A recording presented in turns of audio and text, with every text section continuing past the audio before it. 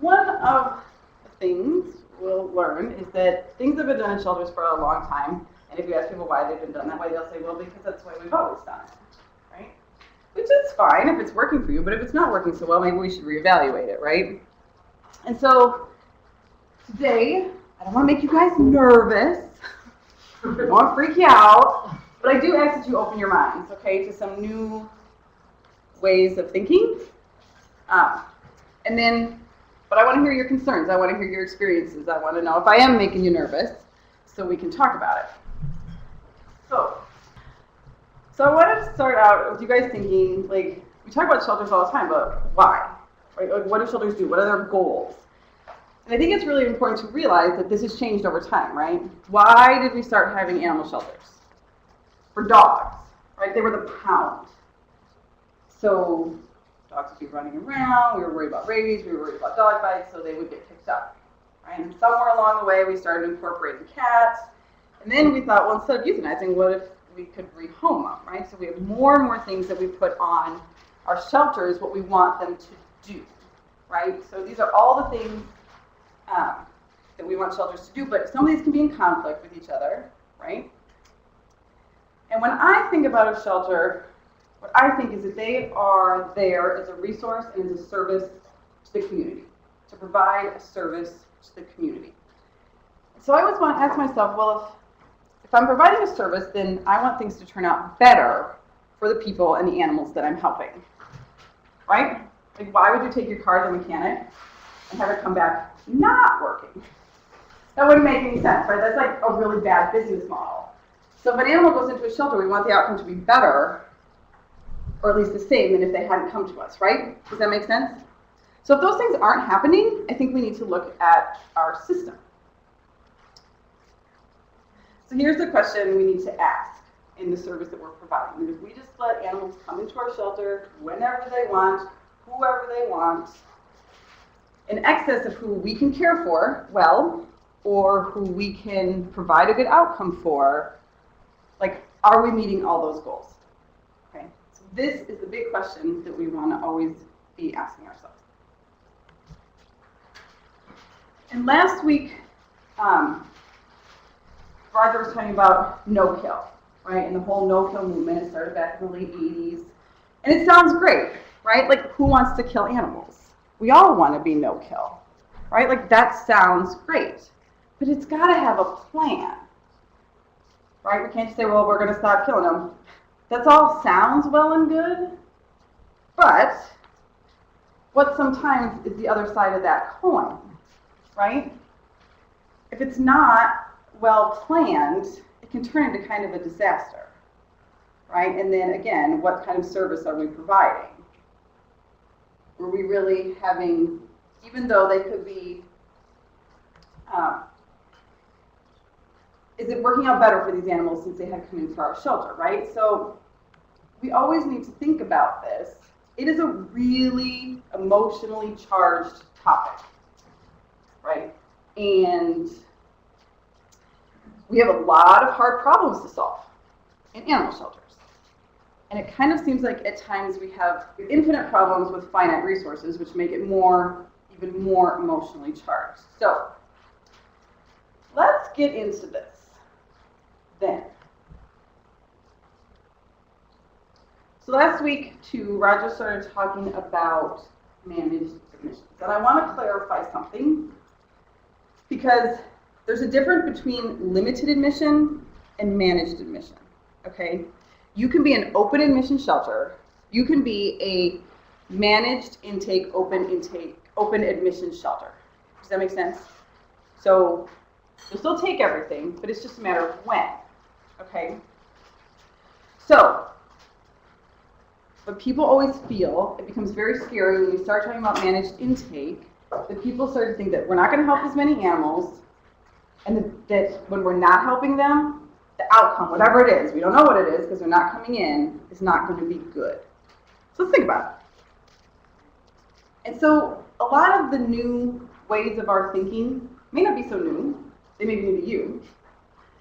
But they come from the changes that we're asking of our animal shelters, right? The goals, the new goals of animal sheltering. They come from research. We've been able to have the ability to do some research in shelters, and they also come from experience, okay?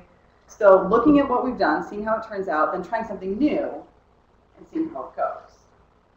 So from all those things, what we've come to realize is that the way for a shelter to be successful, for a way to a shelter to be a really good service to their community, they need to help owners keep pets that they already have.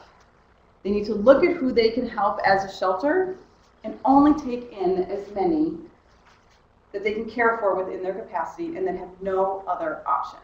That is the key to being successful and providing the best service not only to the animal, but to the owner, the whole community, and us, the animal shelter. So, Dr. Newberry talked about this. Every time an animal comes to the shelter, we need to ask ourselves, should they enter? Can we offer them a better outcome by coming in than if they did, right? Again, would you take your car to the mechanic who's going to bring you back a car that's more broken than when it came in? Not a good idea, right? So, and again, we need to look at things like this is what this study found in Ohio, that a cat actually has a 13 times greater chance of finding their home if they never enter the animal shelter. So we have to ask ourselves, are we doing them a service by coming into our animal shelter? We want to manage our intake because we want to make it thoughtful, right? We want to make it thoughtful for the animal. Again, is it going to turn out better for you? We want to make it thoughtful for the owner. Is this really what's best for you? Is there something we can do to help you keep your animal? Like, what are some things we could do? We could offer spay and neuter their animal, right? We could maybe offer medical care if that's what they need, if that's why they're surrendering them. How many times have we heard, I can't afford the treatment anymore, right? Let's say they're having behavioral help, like, I can't take care of the cat anymore that's peeing on my couch. We could probably solve that, right? Why don't we try and work with them instead of taking in their, I'm sure, lovely cat that likes to pee on the couch? And so, too, so let's say that cat that pees on my couch is at the door of our shelter, what we have to think about is like, okay, if he comes in, what's his effect going to be on everyone else that we're already caring for, right? That's our responsibility because we've already taken the other ones in, so we've committed to those guys, right? So we have to think about them every time someone else is at our door. How are they going to be affected by this next one that's coming in? So again, I want you guys to remember, when you start hearing, because there's a lot of terms that we throw around, managed intake is not the same as limited intake, okay?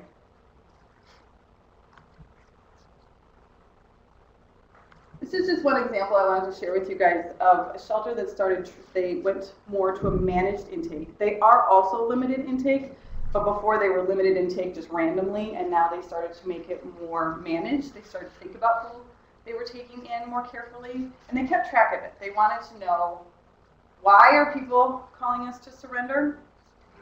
And then what happens to the people who call? So the idea was they call and they get counseling. Like, is there something we can do to help you with so you don't need to come in? And look at how successful they were. They were able to, for a third of the cases, they didn't ever have to come in. They were able to help them. So what does that mean? That means a third more animals that did need to come in could come in, right? So they did still take ones that came for an appointment. Some animals, when the surrender appointment was abandoned, they made an appointment, but the people ended up finding a solution and never came in. And the animals surrendered that were unable to accept were the ones that they said, I'm sorry, we can't take your animal, you're going to have to look for other options.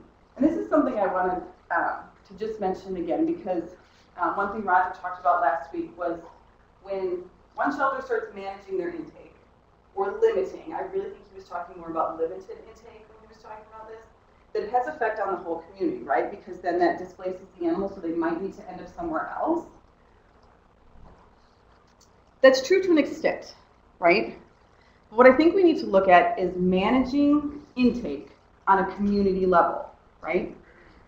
Because if it displaces the animal to another organization, I would challenge that organization as well to say, can we help this animal? Right? And maybe they can. Maybe it's an organization that specializes in cats that like to pee on couches. You know?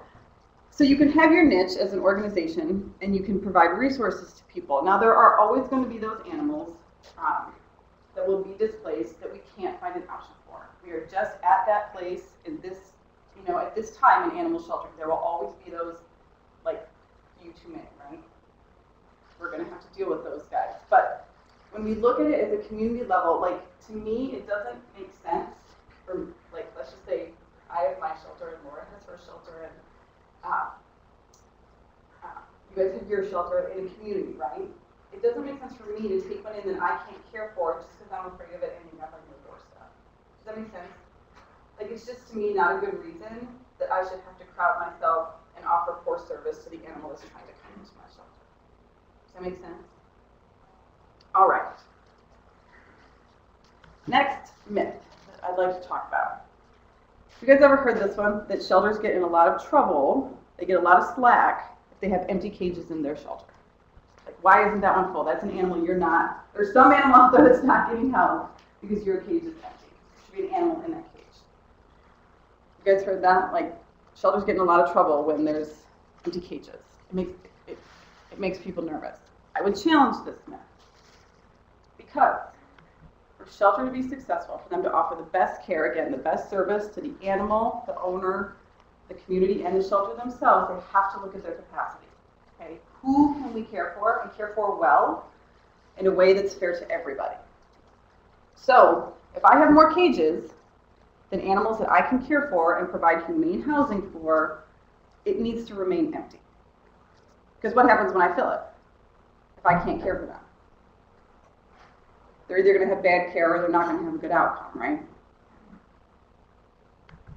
I believe you've been introduced to this concept. You might have heard of it once or twice, capacity for care. This, to me, is my very, very, very favorite line in the standards of care, the ASV Guidelines for Standards of Care in Animal Shelters. This, to me, is the most important line. If you remember nothing else from me, please remember this, okay? So, let's say a client comes in to the VMTH, right? And they do a workup on their animal, but they get to a point where they just can't do it anymore. They gotta call it quits, right? We as shelters, we have to take the responsibility to look at what we can do and call it quits when we're at that level. This is my house. I could fit more animals on that bed, couldn't I? I could. Pretty sure I could. But would they be happy? Probably not. So I get another dog or cat. I do not discriminate. That's resources I take away from each one of these, right? And space I take away from each one of these, and time I take away from each one of these guys, right? So I could fit them, but that's above my capacity. And we see shelters like this, right? They could fit another one. Absolutely they could. We could put another crate in there. We could add another carrier. We could put in another cage mate. But are we, what did Roger talk about last week, meeting the 5 freedoms of all these animals? Isn't that what we should base our welfare on? Not our live release rate, although it is important. I'm not saying it's not important. But our 5 freedoms, right? We got to be proud of the welfare that we're providing the animals that come into our care. So are either of these within their capacity for care? No, they've well exceeded it, right? Would they do better to have empty cages? Would they do better to have better cages? Is another question, right? So, you guys seen this? This was a really, really wonderful explanation that Treehouse did. Treehouse is a cat shelter down in Chicago. And they were getting slack for having less cats in their shelter. Okay, like, you got room, you could take more. And they're like, we could, but look what we saw. We actually decided to decrease our population over time.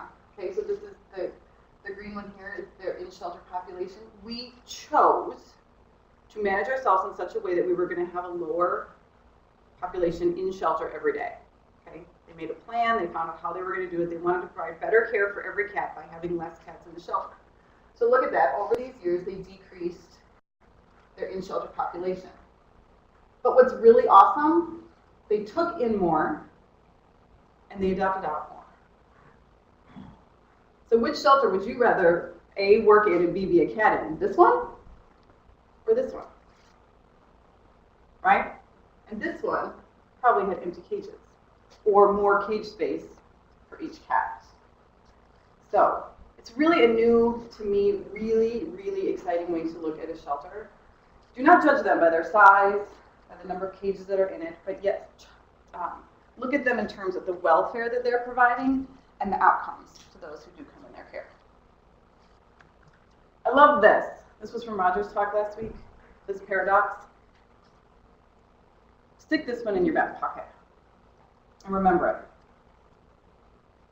Okay, now to the big one. This is the one that's probably going to make you guys the most nervous. This is the one that used to make me the most nervous. That we scream the pants off of people, that's how we're going to find the best homes. That's how we're going to guarantee that they stay where they belong.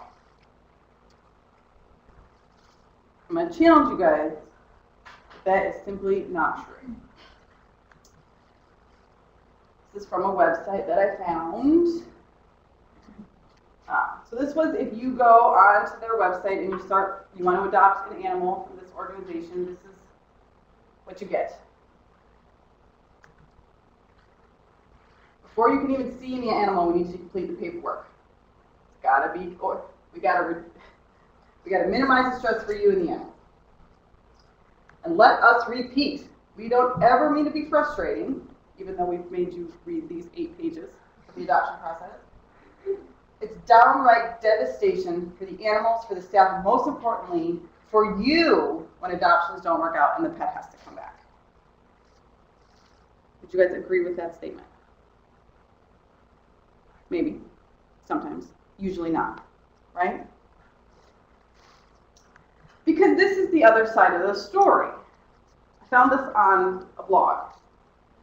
That this person could have gone to that organization, right, and read the adoption policy and was guilted because it was downright devastating for her to return an animal, so she didn't. She kept it for 12 years. Loved them, but for 12 years felt guilty that she wasn't giving this dog everything she should have, and he probably would have been better in another home.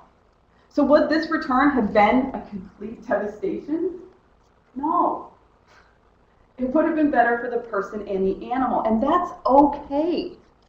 It's totally okay. I've taken fosters home that I thought was a really good idea. After day 2, I was like, nope. No, sir. Now do I foster puppies? Nope. Learn my lesson. Does that mean I'm a bad foster parent? Nope. It means I can recognize my limitations and that someone else out there is perfectly happy taking the puppy that I'm not. Right? So, instead, what if we took this attitude, right?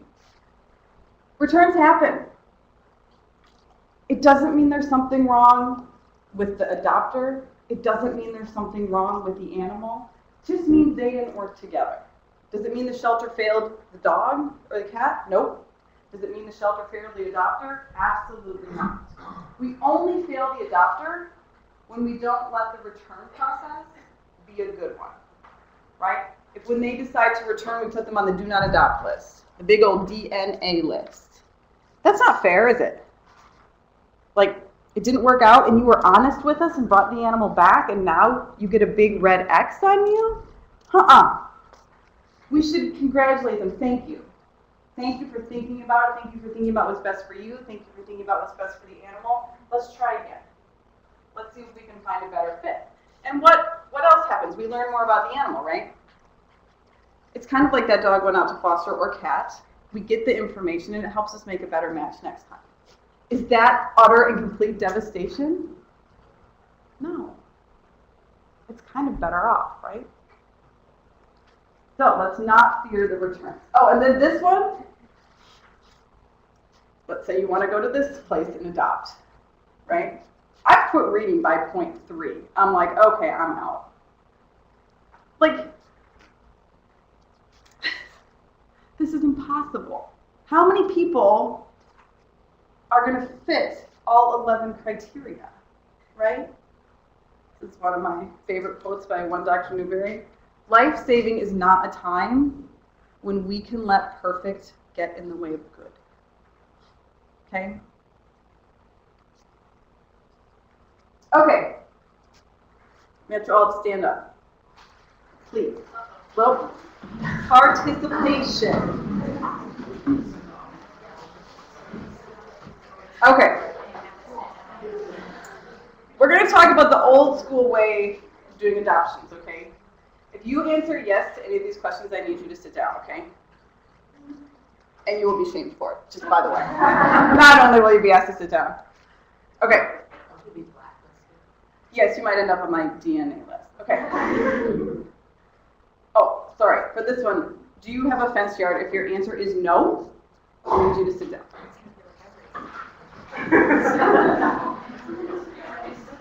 Okay. No dogs for you. Sorry. Have you ever had a dog, for you who have a fenced yard, have you ever had your dog get out? Shameful. Have you ever let your cat outside? Oh, shame. Oh, you too? Have a seat. Have you ever had to rehome a pet? It's just things were not going well with you. You ever had a pet like Oh, shame! Shame on you. Do you have a pet as a kid? For our remote audience, we have 3 left standing. We're down to 2. So do you sit up for yes or no? So that was, if you had a pet as a kid, you answered yes, sit down. Yes, sit down. Yeah. For those of you, yes, in Webland, we are down to no one. Everyone is sitting. None of you, at most shelters, the old school way, would have gotten a pet. They would have found a reason because of one of your answers to these questions to say, nope, sorry, you're not good enough. Cindy, will you explain the how to pet as a kid? Many shelters would not adopt dogs to families with children. So if you think back to a time when you were a kid and you had a pet, your family would have been out.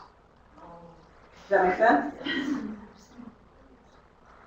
Some shelters even go so far as to say, well, this one's not good for animals under 4, this one's not good for animals under 8.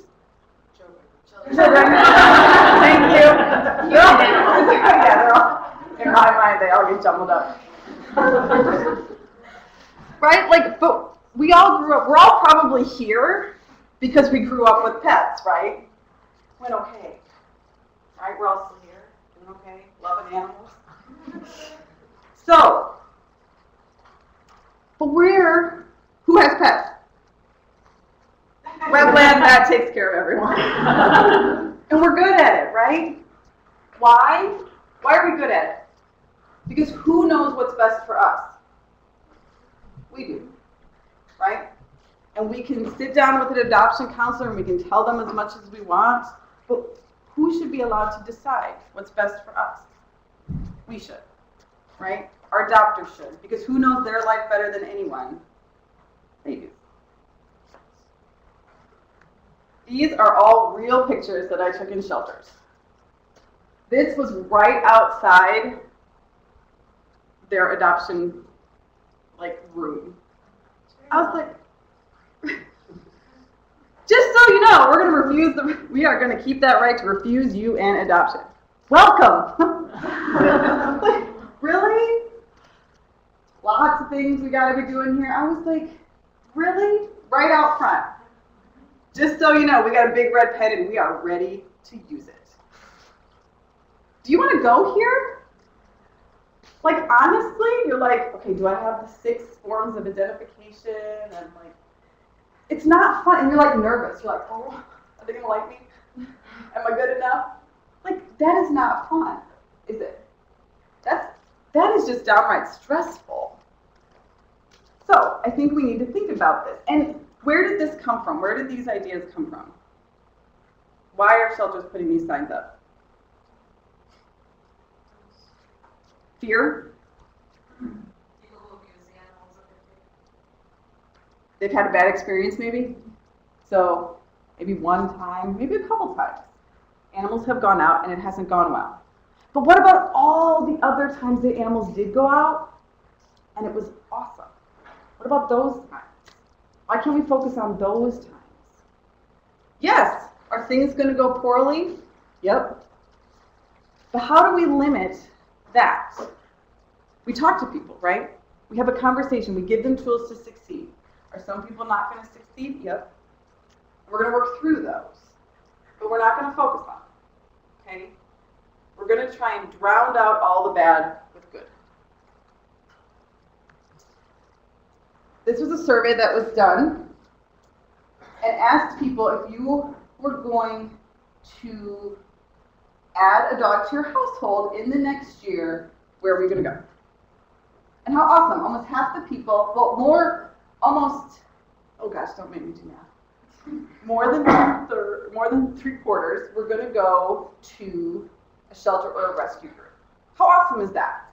Like, how awesome is this is the way that we're moving where, and I'm not saying people shouldn't go to breeders. I'm not saying that at all. But that people are thinking that that's not where you have to go, right? You don't have to go to a breeder or a pet store to get a really great pet. You can go to the shelter or a rescue group. Like, that's fantastic. So, but when we look at where people actually go, we see a different story, right? So what are the highest ones on here? Breeder and from a friend or a relative. The only people who actually went to an animal shelter or humane society was 21%. So, and another 7 that went to rescue groups. So kind of a flip of when people said they were going to go and where they actually went. So, why could that be? Could some of it be because they tried to go to a shelter? So that was their intent, right? That's where they said they wanted to go, as their most likely source, and they couldn't. Like, could we actually be seeing that playing out? Like, how sad is that? They wanted to. They tried to make that choice, and they weren't allowed to. And I don't know if you guys saw this. This was a paper that just came out from the Chicago area. And if you look at it, still, the most common place that people went was a breeder. People went to animal shelters, which is awesome. But they're still getting, they're still going to pet stores, friends and family, which isn't such a bad deal because maybe those were going to end up at the shelter anyway, right? Sweet, let's just avoid it. Those are the ones that didn't have to come in. They managed their intake on their own. But still, is it possible some of those people, could they have tried to go to a shelter and weren't allowed to? So think about it. And then, are you guys familiar with the Pets for Life program that HSU has had? They're in quite a few communities now. And what they really focus on is certain communities that are underserved. So a lot of times they target zip codes where there isn't even a veterinarian. So if people wanted to take their animal, they couldn't. Because they don't have transportation, they can't get there. Because these are communities where presumably veterinarians do not want their officer. And in a lot of places, these are where, in some communities, these are also the same communities where animals going into shelters are coming from, right? Because they're underserved, because people don't have the resources, they need to rehome their animal, they end up at the shelter. And look at this. Hardly any animals are coming from the shelter going into those neighborhoods. That's sad, isn't it? These people want pets. Sorry, I did not mean to use these people. Folks living in these communities would like to get a pet. They're not coming. Hardly any went to the shelter, even thought about going to the shelter as a place to get their pet.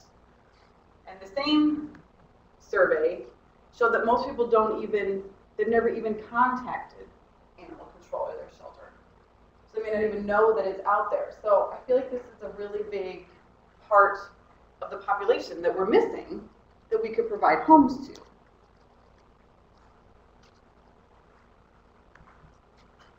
This is it's a good read, good time,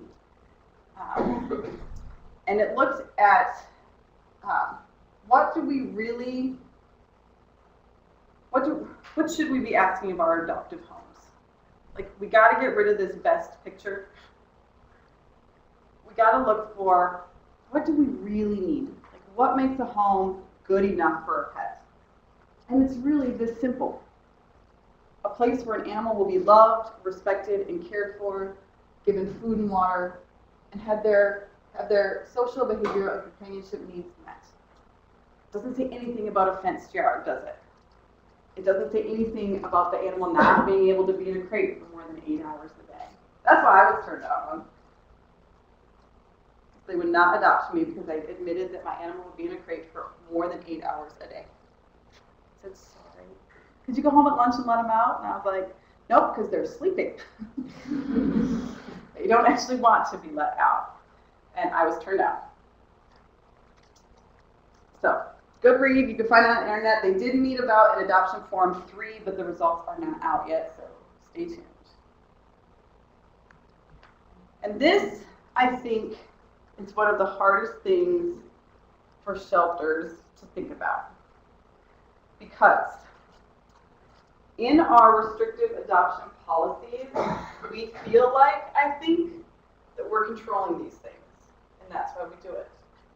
I think we need to ask ourselves, can we actually control if people in our community get a pet? Because if I turn them down, think they're not going to get one? No. Unless I made them feel so horrible that they actually have some sort of self-reflection, like, oh, maybe I'm not a good pet owner. When it's not true, right?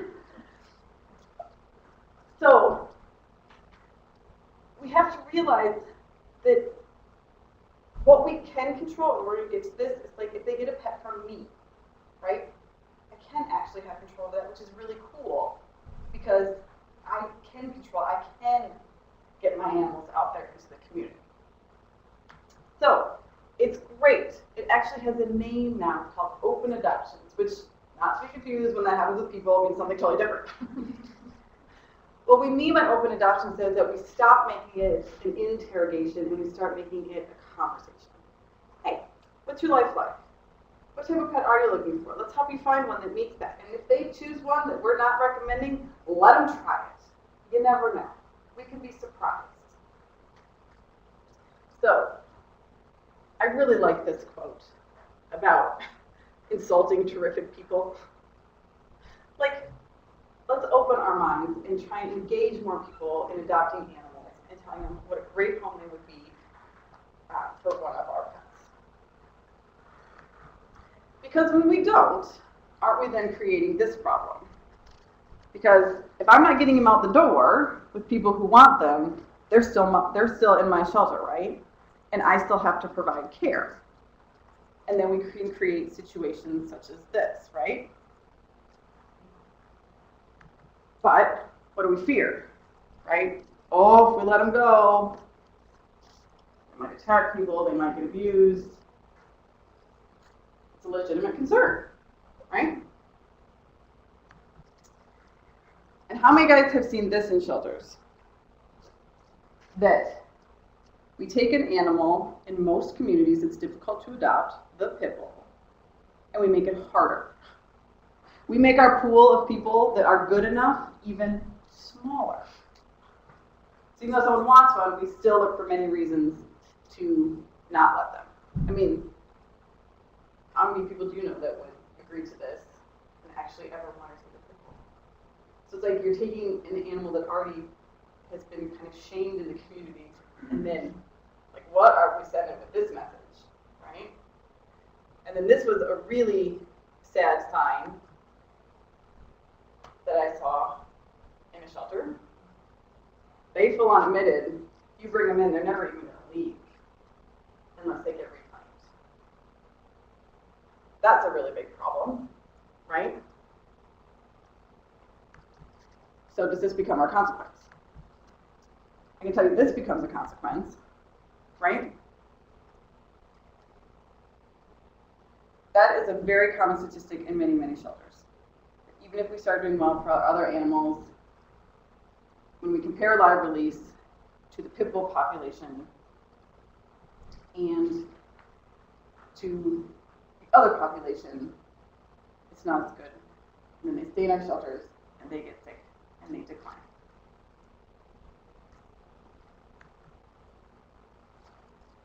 So we need to ask ourselves, or bring it back to this, is this a consequence?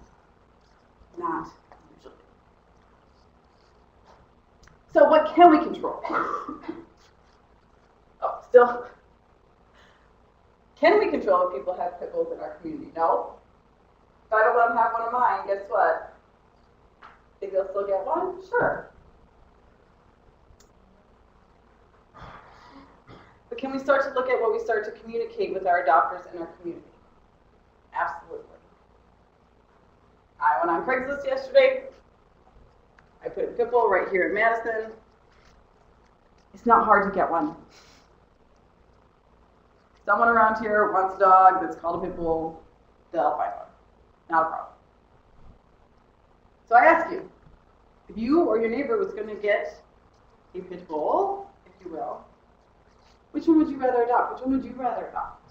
Which one is going to help our pit bulls the most in our community? Right? One that's spayed and neutered and vaccinated. One that's friendly and is a lap dog. Right? And I'm not saying this puppy is not a good dog. That is not what I'm saying. But is he spayed and neutered? Is he vaccinated? We don't know. Right? So, to me, if we're going to get ahead of this overpopulation, we need to flood our communities with spayed and neutered, vaccinated, seemingly well-behaved animals, right? Because us stopping someone from taking this animal home doesn't stop them from doing this, right? Everywhere the dog, which do you prefer, right? Being given the chance, being given the resources to help you find a good home. That's what I would argue the dog would prefer. So this is the Pets for Life program. This is my friend Christy doing her own version of it in Sonoma County. Even better, let's stop them from ever coming into our shelter, right? Then we don't have to. If they already have a home, awesome. Let's save us the work of having to house them and find them a new home. If they already have one, perfect. Let's support them where they are and their owner. This is what we can control. Who comes in? The really fun part, how we get to take care of them. The welfare that we can provide and be proud of. The outcomes. We can make our shelter as awesome as we can on the inside for our animals. We get to be the message to the public. Okay? We get to talk about how awesome our animals are and how awesome our community is, and that's why we want our animals out with the members of our community. And that lets us focus our limited resources on those programs that really do make a difference. So, there are the guidelines. This is what we need to do. We need to keep repeating it.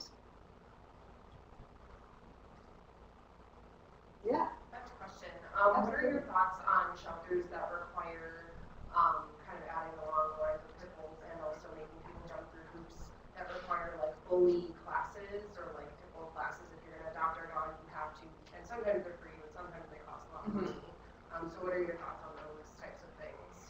They're kind of contradictory. Yes. Can you, thank you. Repeat the question. Closer. You want to be closer?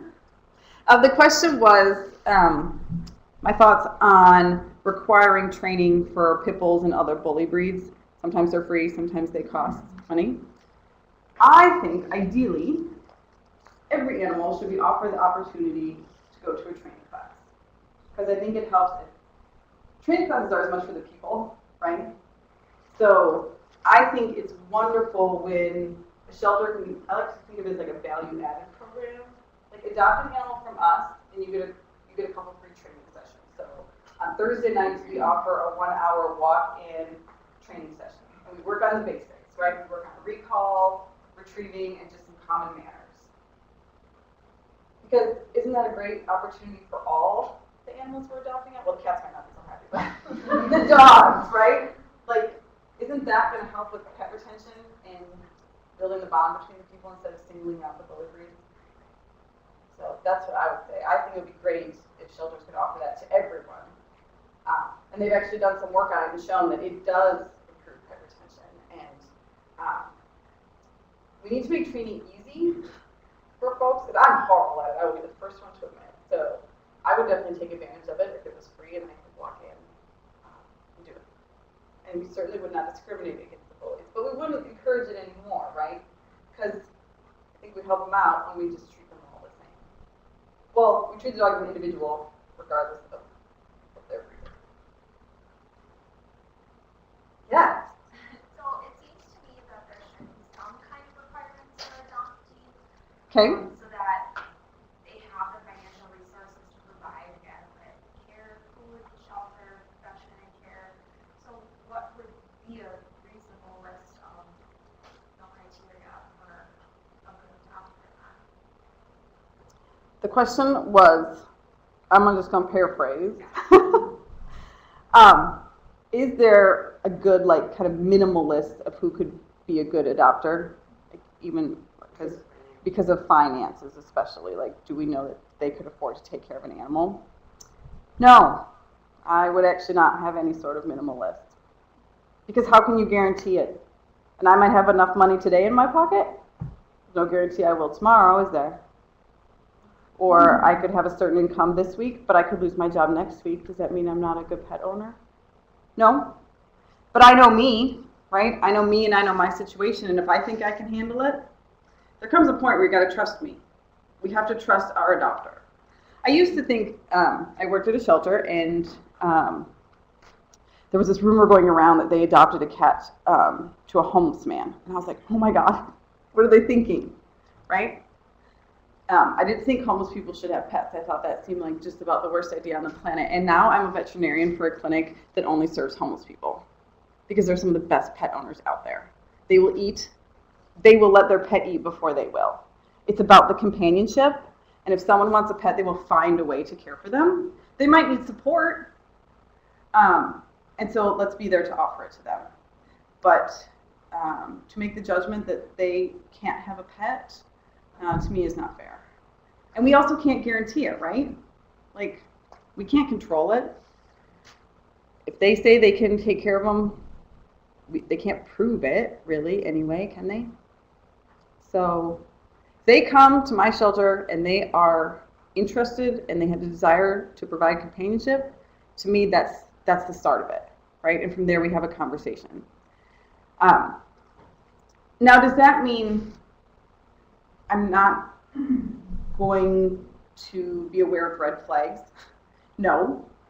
Does that mean I don't give my staff the freedom to say, you know what, I just don't feel good about this one? They always have that, right? It's not a blacklist of people, but it's like, there was just, no. Yeah.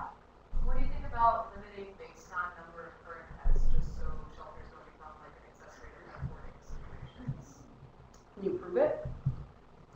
Yeah. No, absolutely. And then that's where, like, if you look back, like, let's say an adopter comes in, you're looking back, you're like, in the last year we appeared to adopt this person 25 animals. That's a huge red flag, right? So you're going to have those, and you deal with them on a case-by-case basis. But I guess I should be careful how much I say, how far this gets, about how many pets are in my home. Right? Like, I mean, how are we going to know how many pets are in someone's home? We can't prove it. So, but again, that's your red flag. And so those cases, you're like, okay, this is where we need to have an intervention. And don't do it after 25. That was an exaggeration. You know what I'm saying, though? So, but even if someone adopts from you, you don't know that they haven't gone down the street. And but this is why you have a conversation with people, and you being as honest and really engaging them, like that information will come out. And then a lot of times, a lot of people who have many, many pets don't go to shelters. They don't need to. You know what I'm saying? So you could certainly talk to people. Like, we don't recommend that you have 20 cats. Like it all becomes a part of, I think we sometimes forget the welfare that we have in our shelters should be a reflection of how we want animals cared for in their home, right? And so through your conversation, you could talk about what sort of welfare in a home is good, and then they will understand that like having 20 cats is not such good welfare. And so, but like, and if someone tells you they have 20 cats, then you should probably steer the conversation towards how about not adoption? Let's talk about spay neuter, you know? So that was a really long answer. Okay. There's a question online. High fees can hinder adoptions, as you mentioned. What impact on adoptions does a laddered fee schedule have for various ages or types of animals in the shelter? Does it help or hinder adoptions? Did you guys all hear that? They were asking if, big adoption fees can hinder people from adopting. And so they're asking, what have shelters seen when they have like a laddered fee scale, so different prices for different animals? Does that help or hinder? And I would say I love it.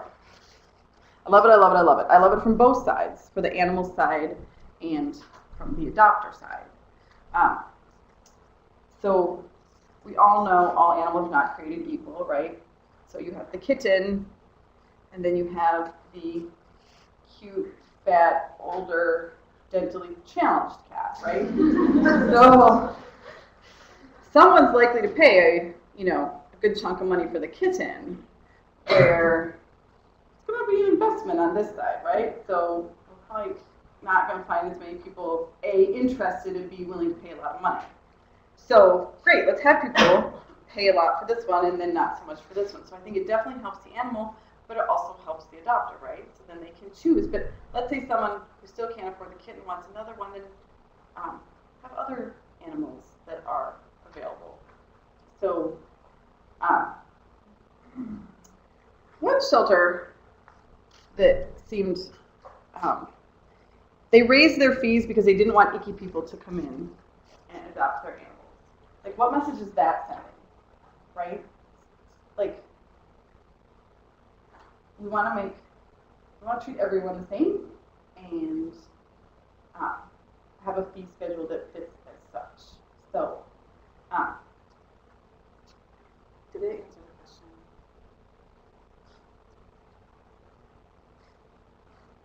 Yeah. I love the idea of less screening and more conversation.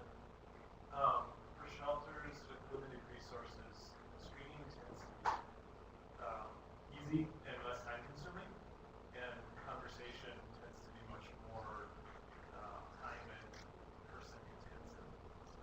And so how, can you speak to the balance of that? Is it just as simple as saying, stop investing so much resources in screening and spend more of those resources on conversation? Yes, and spend less resources. I'm holding so many. Oh, sorry. Sorry, I'm so excited. The question was, in a lot of limited resource shelters, the smaller shelters, it seems like it takes more resources to invest in conversation than just screening and making a blanket thing.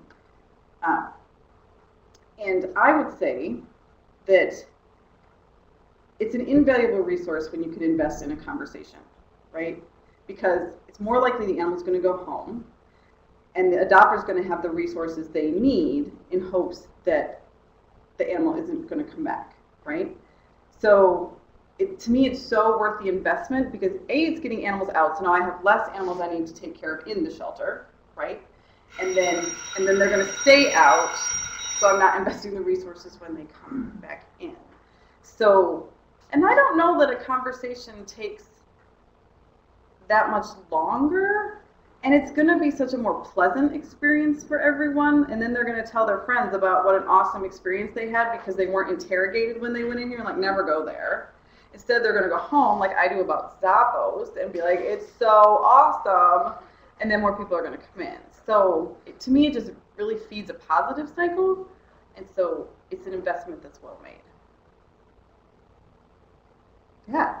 I was just going to add a comment to the open adoptions that we were talking about before about like what would be your minimum requirements. I think just because you have an open adoptions policy doesn't mean you just like give every animal away to everyone. Right. Like you said, like the conversation is really important. Like I had an adoption interaction with someone once.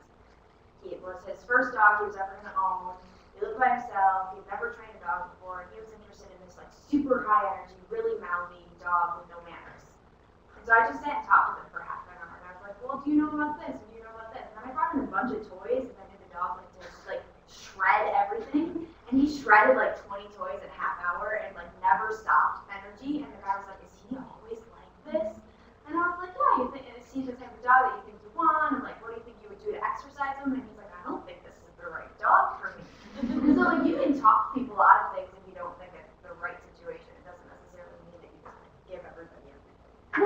about making a match.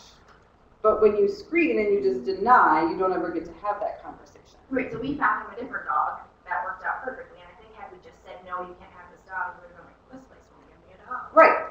So work with them and try and make a good match. But I will say, like, if someone's bound and determined to take that dog, let them try it. Sometimes it will work out and we'll be pleasantly surprised, and sometimes it won't. But when they come back, don't say, I told you so. Say, how did it go? Not so good. Can I interest you in this one, or maybe a cat? Right? What would your thoughts be on as far as how strict you are with foster homes versus like a more open conversation with the doctors? Because sometimes fostering requires a certain level of, training and To be a foster home.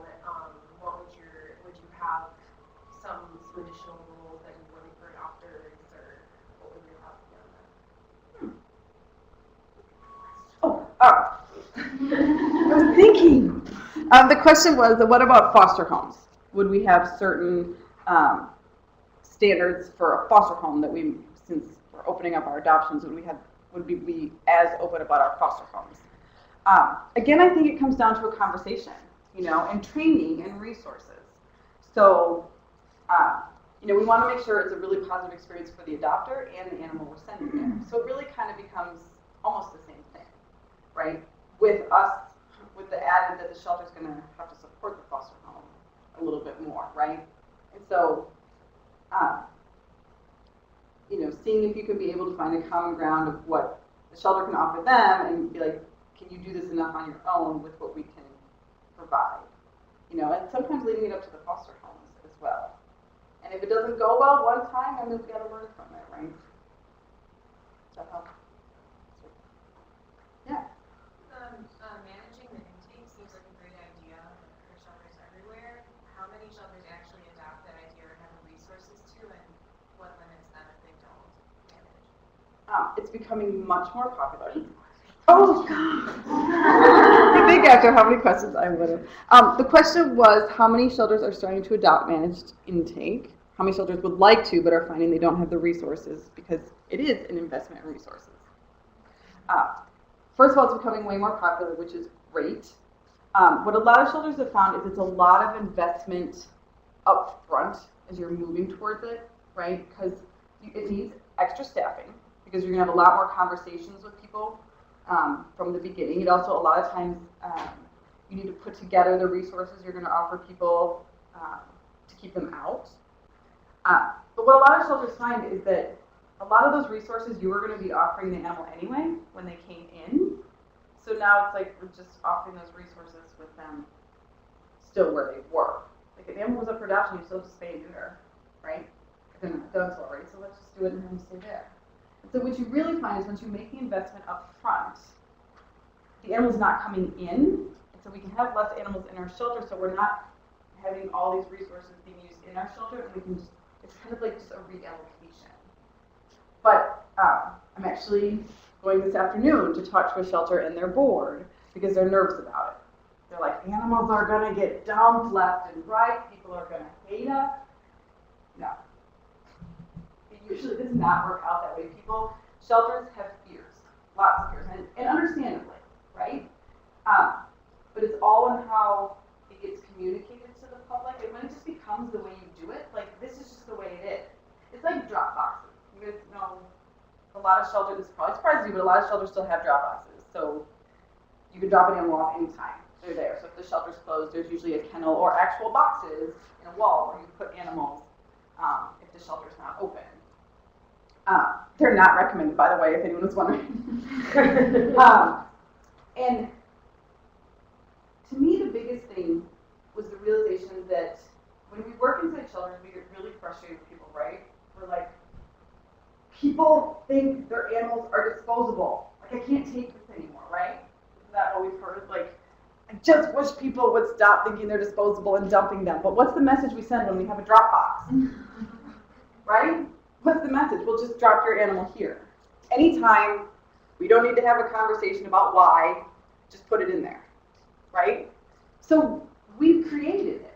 We've created the situation that we're getting so mad about, where when our message changes to say, you know what? We want to know why this isn't working. We want to help you.